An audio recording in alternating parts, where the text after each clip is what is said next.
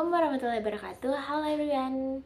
Perkenalkan, nama saya Sri Nur Fadila dengan NIM G70123-072 dari kelas C. Video ini saya buat untuk memenuhi tugas dari kimia analisis dari Pak Saiful. Stay tune. Jadi di sini saya akan memaparkan materi tentang titrasi potensiometri. Nah, menurut Lasir dan Umar 2024, potensiometri adalah metode analisis kimia yang menggunakan pengukuran potensial listrik dalam suatu larutan yang digunakan untuk menentukan konsentrasi ion tertentu. Alat utama dari titrasi potensiometri ini adalah elektroda. Yang elektroda ini terdiri atas elektroda indikator dan elektroda referensi itu dengan potensial yang tetap. Metode ini sering digunakan dalam analisis titrasi untuk mendeteksi titik ekuivalen tanpa memerlukan indikator warna. Nah, selanjutnya itu menurut Virayanti dan kawan-kawan 2020, prinsip dari titrasi potensiometri itu adalah titrasi potensiometri didasarkan pada pengukuran perubahan potensial elektroda selama penambahan reagen titran ke dalam sampel. Nah, prinsip utamanya itu yang pertama itu berdasarkan reaksi kimia, di mana titran bereaksi dengan analit dalam suatu larutan. Terus itu ada yang kedua, perubahan potensial. Potensial elektroda indikator itu berubah secara signifikan saat mendekati titik ekuivalen. Nah, yang ketiga itu ada titik ekuivalen. Ditentukan dari grafik potensial terhadap volume titran di mana terjadi perubahan tajam pada potensial tersebut. Selanjutnya itu menurut Ratna dan Korea 2020 itu keunggulan titrasi dari potensiometri ini adalah kemampuannya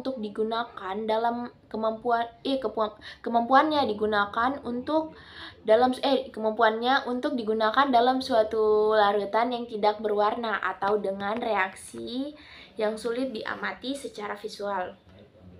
Terus itu menurut Ratna dan Kori juga 2020, reagen yang digunakan dalam titrasi potensiometri ini bergantung pada jenis analit dan reaksi kimia yang terlibat di dalamnya. Contohnya itu seperti asam dan basa.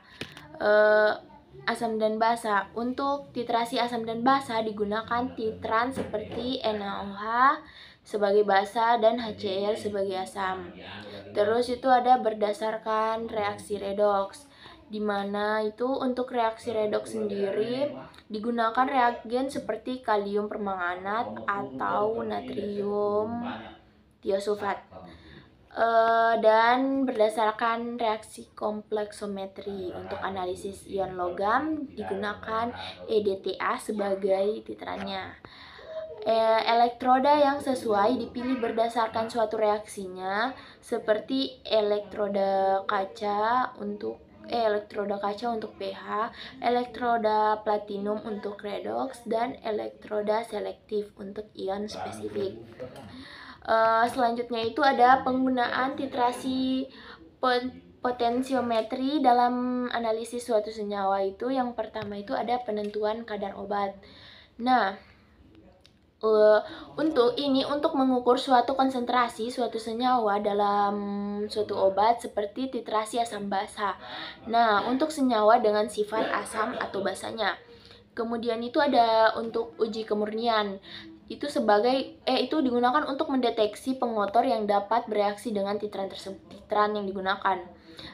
Terus ketiga itu ada stabilitas obat, digunakan untuk memantau degradasi obat melalui analisis redoks atau kompleksometri.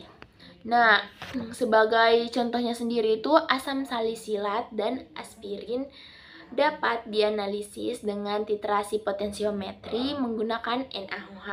Metode ini digunakan untuk memastikan akurasi yang tinggi tanpa dipengaruhi oleh warna larutan obat atau interferensi eksternal. Nah, jadi di sini saya mempunyai contoh soal di mana sebuah sampel tablet aspirin dengan berat 0,5 gram dilarutkan dalam 50 ml Aquades. Larutan tersebut kemudian dititrasi dengan larutan NaOH 0,1 m menggunakan pH meter, titik ekuivalen tercapai pada volume 25 NaOH. Hitunglah persen kadar aspirin dalam tablet tersebut. Nah, diketahui berat aspirin sama dengan 0,5 gram. Volume larutan sampel sama dengan 50 ml. Konsentrasi larutan NaOH-nya sendiri sama dengan 0,1 m. Volume NaOH pada titik ekuivalen adalah 25 ml dan massa molar aspirin 180 gram per mol. Nah, ditanyakan itu persen kadar aspirin dalam tablet. Nah, jadi cara penyelesaiannya itu ada yang pertama, hitunglah mol NaOH yang bereaksi. Nah, rumusnya itu mol NaOH sama dengan molaritas dikali volume mol NaOH, yaitu dimasukkan 0,1 molar dikali 0,025 liter. Nah, sama dengan 0,0025 mol. Nah, yang kedua itu ada hitunglah massa aspirin. Rumusnya itu massa aspirin sama dengan mol aspirin dikali massa molar aspirin. Massa aspirin sama dengan 0,0025 mol dikali 180 gram per mol. Hasil yang didapatkan yaitu 0,45 gram. Nah, terus yang ketiga itu ada hitungan persen kadar dari aspirin tersebut. Rumusnya itu persen kadar aspirin sama dengan massa aspirin per massa sampel dikali 100. Jadi yang didapatkan itu 0,45 gram dibagi 0,5 gram dikali 100 sama dengan 90%. Jadi persen kadar aspirin dalam tablet tersebut adalah 90%.